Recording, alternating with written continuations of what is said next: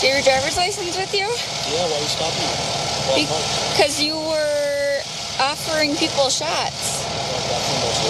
What was it? You weren't? Your license plates don't match your car. Yeah, they're for my drag. I'm getting them switched tomorrow. You're getting them switched tomorrow? I'm getting them switched on this car.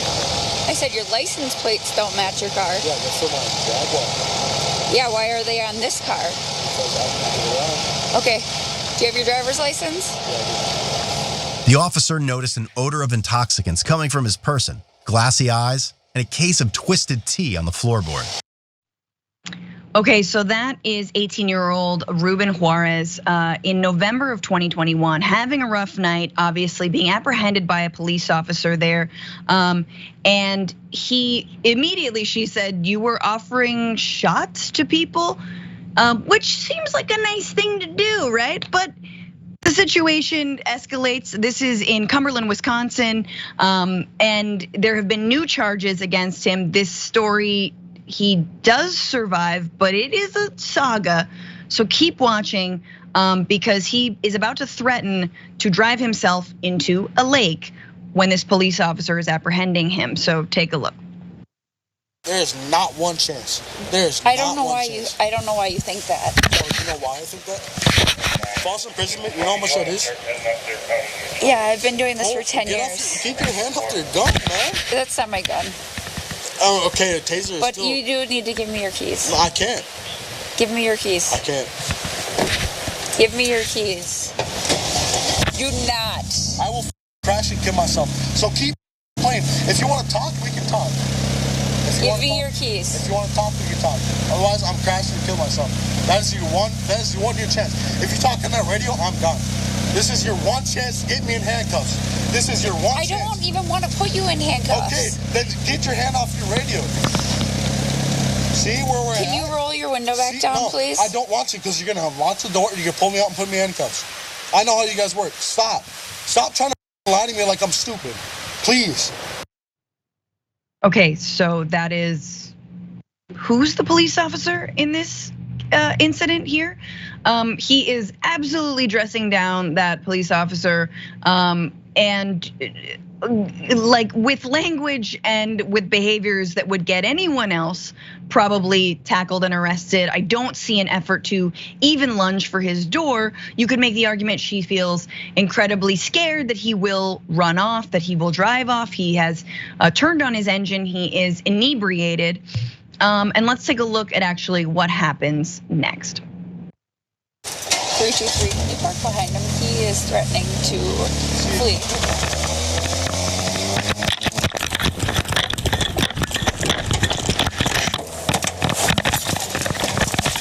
He drove recklessly for half a mile, narrowly missing 2 trees and an electricity pole.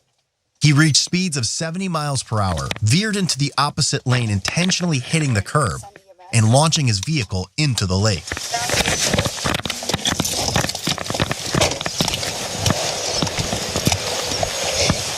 He told me he was gonna.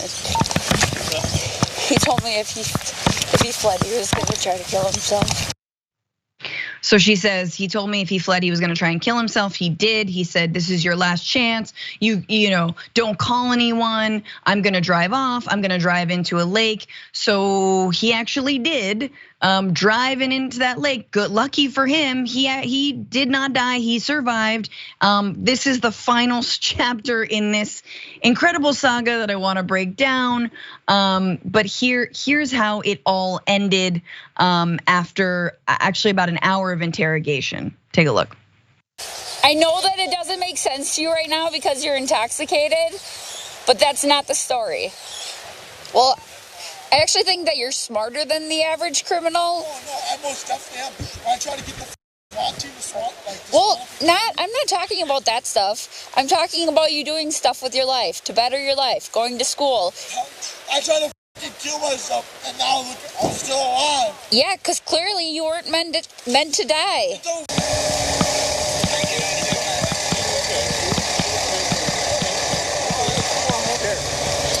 She's gonna. Why is he gonna shut? No, it's not. Don't put it away. Don't put it away. Don't put it away. Don't put it away. Ruben, it's okay.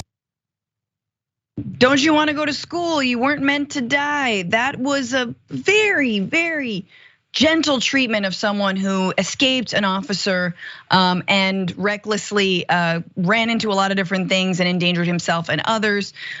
He did recently receive, this is the update, 3 years probation. Charges were felony fleeing an officer, operating while intoxicated, probation violation, driving with a suspended license, and an open container in a vehicle. And we can only just, I mean, like driving with a suspended license, how many of these incidents have ended in death for many, many others, given the police? Clearly, the Cumberland police force is maybe doing something right. Before I get to you, David, sorry, I'm just gonna read you a little bit of info. So, jumping down, Juarez refused to cooperate with commands given by officers, and he stated that he had a gun. He told officers multiple times, "Just shoot me, shoot me." Officers negotiated with Juarez for nearly an hour until he was assisted by the Cumberland Fire Department to shore. He was transported to the Cumberland Healthcare as he has been in the water for approximately an hour and had minor abrasions from the crash. And again, 3 years probation. David, your thoughts? This could have ended way worse, but it did take a lot of effort for them to have it end the way it did. Yeah, it could have ended way worse in a couple of different ways. It could have been that he drove off and killed somebody, right, by running them over. Or it could have been way worse if the police had, say, opened fire and shot him for trying to drive away.